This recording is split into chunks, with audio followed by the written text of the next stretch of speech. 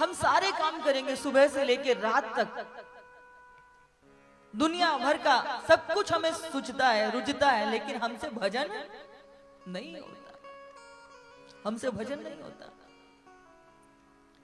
घंटों मोबाइल में लगे रहेंगे, टीवी में लगे रहेंगे। हम सब ये करते हैं।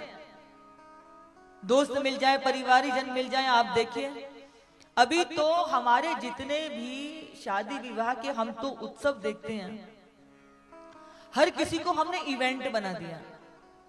इवेंट वाले सर पे चढ़ जाते हैं, वो नचाते हैं। पहले हमारे यहाँ एक एक जो रस्म होती थी वो इतनी उसके साथ में निभाई जाती थी, पूजा पाठ ये सब कुछ। महीनों महीनों पहले से हम शादी की तैयारी में, विवाह की उसमें लग जाते हैं। ये इस दिन पहनेंगे, ये उस दिन पहनेंगे, इस चीज की हम इतनी तैयारी करेंगे। लेकिन कौन सी हमारे पूर्वजों की पूजा होनी है, कुल देवी की पूजा होनी है या मंडप में पूजा होनी है, वो पूजा हमें ऐसे लगते कि पंडित जी के सर पे सवार हो जाएंगे कि बस जल्दी पूजा कीजिए। अग्नि की साक्षी में जो फेरे लिए जाते हैं, सूर्य को ही तो हमने अग्नि माना ना, उसी की साक्षी में तो फेरे लिए। लेकिन वो हमारे लिए वो क्या है, वो बस हमारे लिए बला है। दिन भर सब कुछ करेंगे लेकिन हमसे भगवान का नाम नहीं लिया जाता। परंतु इस कलयुग का सार क्या है? कलयुग केवल नाम आधारा, और सुमिर सुमिर नर उतरहि पारा। इस कलयुग का सार है। सतयुग द्वापर त्रेता में हजारों वर्ष तक लोग तप करते थे, जप करते थे, यज्ञ करते थे, साधना करते थे, तब भी श्री हरि की कृपा सुलभ नहीं थी,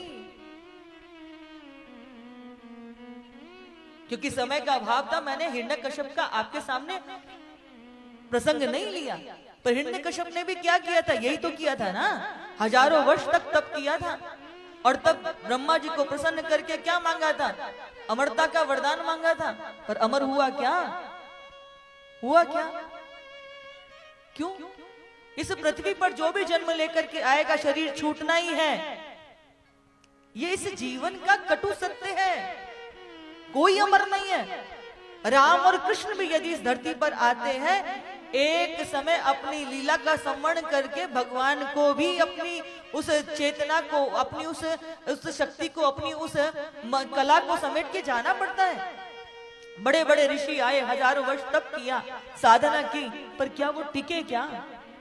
जब बड़े बड़े देवता नहीं टिके, ऋषि नहीं टिके, हाँ, हजारों वर्ष तप करने वाले दैत्य नहीं टिके। कंस ने कितना प्रयत्न किया, आ जाएगी ना कथा। रावण ने कितना किया था, हिरण्यकश्यप, हिरण्याक्ष, कितने बड़े बड़े असुर हुए, वो टिके क्या? जब वो सब नहीं टिके तो हम कौन से बाग के बथुए जो अमर बने रहेंगे? आए हैं तो जाना भी निश्चित है। इसलिए खाते पीते सोते उठते बैठते चलते अपनी चित्रवृत्ति ऐसी बनाइए कि आपके हृदय में भगवान का भजन हो। और कितना सिंपल है, कितना आसान है, कितना आसान है भगवान का नाम लेना, कितना आसान है। जो सुलभ है, जो आसान है, वही हमसे होता नहीं। और वैसे कुछ भी करते रहेंगे, लेकिन जब भजन करने बैठते तब सबसे ज्यादा संसार दिमाग में घूमता है, और तब भड़बड़ा करके हम अपने भजन को छोड़ देते हैं। मन में तो आता है कल से ऐसा करेंगे, ऐसा करेंगे, 2 दिन चलता है, बस तीसरे दिन, क्योंकि भगवान भी तो परीक्षा लेते हैं। पानी को ऊपर चढ़ाने के लिए परिश्रम करना पड़ता है, पर पानी को ऊपर से नीचे लाने के लिए कोई परिश्रम नहीं करना पड़ता। अवगुण तो व्याप्त है, अवगुण तो सहज अपने पास आ जाते हैं, उसके लिए परिश्रम नहीं करना पड़ता। परिश्रम तो सद्गुणों के लिए करना पड़ता है।